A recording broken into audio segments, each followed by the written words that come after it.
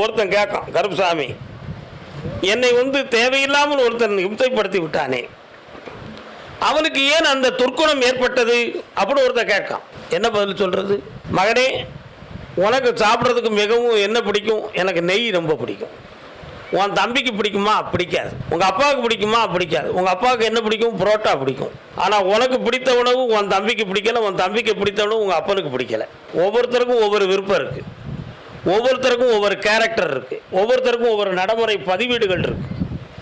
இந்த நடைமுறை ஒழுக்க நடைமுறை பதிவீடுகளுக்கு தகுந்தாற் போல் தான் ஒவ்வொருத்தருடைய குணாதிசயம். ஒருத்தன் பிறத்தையாருக்கு நன்மை செஞ்சு வாழணும்னு பிறந்திருப்பான், இன்னொருத்தன் இவனை நன்மை செய்ய விடக்கூடாது தடுக்கணும்னு சொல்லி இன்னொருத்தன் பிறந்திருக்கான். இந்த ரெண்டு பேருக்கும் இடையே இவங்க ரெண்டு பேரையும் ஓட்டி திருப்பது எப்படின்னு சொல்லி இன்னொருத்தன் இருப்பான். இவங்களுக்கெல்லாம் அப்பாற்பட்டு ஒருத்தன் இருப்பான், தான் மட்டும்தான் வாழணும், இன்னொருத்தன் வாழக்கூடாதுன்னு நினைப்பான். இது எல்லாம் அந்த மனித உலகத்தில் அறியாமையில் இருக்கக்கூடிய பாவிகளின் சிந்தனை. நீ புண்ணியமா வாழணுமே, அதுக்கு